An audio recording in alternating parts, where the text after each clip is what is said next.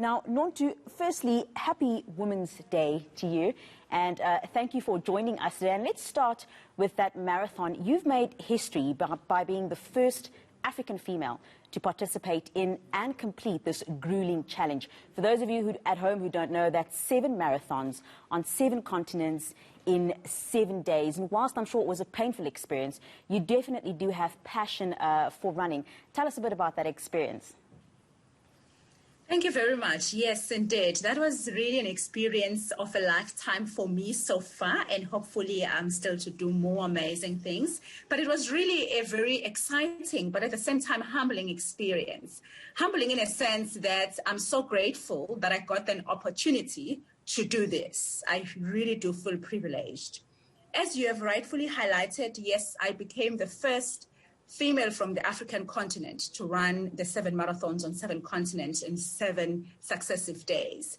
More so, what is humbling is that I was doing this to raise funds to assist a needy school in Mdubatuba in Tugutugu village. As I'm chatting to you right now, the project of building 5 classrooms has started.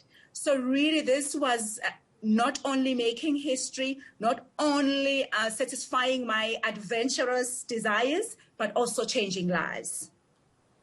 That is really great to hear. And I read up on that, yes. I saw about all the funds that were raised, and that is really, really great work done there. Now, you've just mentioned that it was a humbling experience, and I must say you truly inspire me. You came 4th twice, and one of those incidences was in Antarctica. And you said that was your least expected one because you said you've never raced on ice. And the reason I say it's inspiring to me is because, I mean, this is 7 marathons, 7 continents. There are many variables. There's anything that could have gone wrong. And that was the one thing that you were concerned about. You were not even concerned about, what if I don't finish? How do you stay so positive? How do you keep up the good spirit that we see? Thanks. To be quite honest, really the results exceeded my expectations. Of the 7 marathons, I came 4th on 6 marathons, and the last one I came 3rd. And to your point, I really didn't know what to expect in Antarctica. I must be honest with you. All I was looking forward to is really just to persevere to the finish line. The going was getting tough. Of course, running on ice is no child's play, and an environment that I'm so not used to. I mean, I really had to dig deep. That was a very humbling experience. And also it taught me so much about the human spirit, that we are resilient. We can really, really overcome even dire environments that we do not believe we've got the abilities to do it. So it was really quite a very tough experience. But again, you know, also the cause, you know, why I'm doing this really did motivate me a lot. In fact, it was funny because just before we left for Antarctica, the principal at Kipinkunzi Primary School sent me a very, very inspiring video that the kids had taken at school where they were saying, "Nontu, go conquer the world." So when I was feeling like giving up, doubting my abilities, I remembered that there are kids from a rural village who are looking up to me to want to see that girl who will conquer the world and give them hope that it's possible. By the way, I myself also a rural village girl. I come from Mseleni and KwaZulu-Natal, a deep rural area in Mseleni. So yes, it was also just a message for me to actually share with other young girls in rural village in particular that, you know what, not even the sky is the limit. No, you've really indeed shown us that the sky is the limit. Regardless of your background, we can all definitely achieve any and everything, and that truly is inspiring. Now, the Comrades Marathon multi-gold medalist recipient and also the individual who trained you, Prodigal Khumalo, he said that he initially doubted your commitment, and at first he didn't think that you were going to do it. Now, of course, with it being Women's Day, Women's Month, why do you think it is that women have to work 3 times as hard for people to have the belief in us that we actually can do things? Yeah, it's kind of an interesting one. But honestly, also to Prodigal's defense, obviously, when I said to him I want to run 7 marathons, at first he thought 7 marathons maybe in 7 successive months or weeks. But when he had 7 marathons on 7 continents in 7 days, he said, "No, I've never heard of that. Where are you getting that idea? I mean, are you crazy? No one has ever done that. I've never coached someone for that. I'm not even sure whether I'll be able to coach you. And I said, no, I'm doing it. I've registered. Have a look.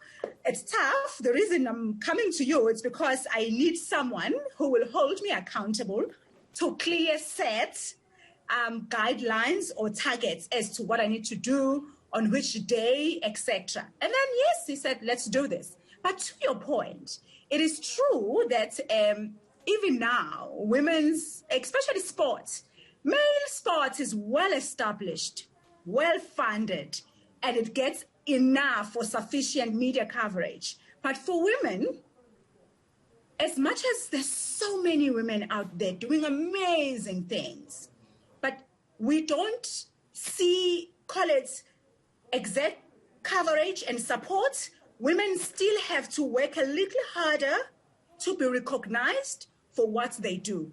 But we have come a long way, and we still have a long way to go. And I do believe that we need to continue to strive for an equal society because it's achievable. No, definitely. I believe that too, Nontu. Now, before I let you go, and we are running out of time, so just very quickly, as I say, I myself, when I've read up on everything Nontu, I was really, really inspired. And I'm sure there are younger individuals at home, and as you've mentioned, you're also from a rural area, those that are sitting there watching you and they read about you. What positive message, especially for the young girls, a girl child, can you leave us with for those individuals who are looking up to you? What I can really just share is that you will receive a lot of messages, sometimes from whether church, school, family, society, and a lot of messages will be telling you that a girl cannot do that, or good girls don't do that, or messages that will reduce you to only beauty. I encourage every young girl out there to recognize that they are not only beautiful. They are smart, capable, and strong, and then maybe beautiful. Let us not take our attention from what matters: achievement, hard work, being strong, and focus on what does not matter that much, which is beauty.